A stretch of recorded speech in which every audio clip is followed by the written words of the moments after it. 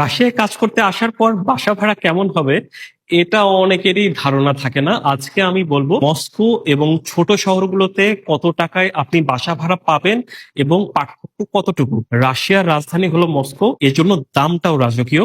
Share করা room যদি 3-4 জন মিলে থাকেন 15 থেকে 20 হাজার রুবলের মধ্যে একটা রুম পেয়ে যাবেন। আবার এক রুমের ফ্ল্যাট যদি নেন তাহলে 45 হাজার রুবলের উপরে গুনতে হবে। লোকেশন, মেট্রো দূরত্ব, বিল ইনক্লুডেড কিনা এসবের উপর ভাড়াটা নির্ভর করে।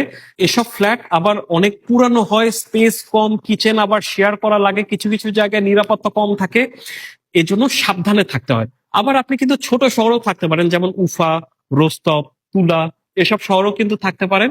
শেয়ার করে থাকলে 8 থেকে 12 হাজার রুবলের মধ্যেই কিন্তু হয়ে যাবে। আবার যদি একা থাকতে চান তাহলে 15 থেকে 25 হাজার রুবলের মধ্যে হয়ে যায়। এসব বাসাগুলোর লোকেশন শান্ত হয়, বেশিরভাগই স্পেশিয়াস, ক্লিন। ওভারঅল চিন্তা করলে খরচ অনেক কম, জীবনও একটু ধীর গতির এবং আরামে চলে। কোম্পানি আবার দেখা যায় যে অনেক সময় ফ্রি হোস্টেল বা থাকার ক্ষেত্রে ভর্তুকি দেয়।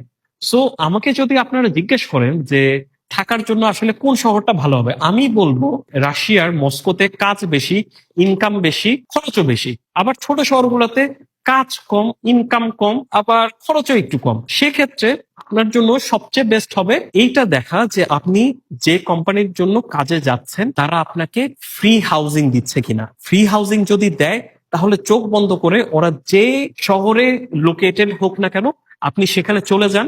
কারণ সেক্ষেত্রে আপনি কিছুটা হলেও টাকা বাঁচাতে পারবেন, নিজের জন্য রাখতে পারবেন, স্বাচ্ছন্দ্যে চলতে পারবেন এবং দেশেও কিছুটা টাকা পাঠাতে পারবেন।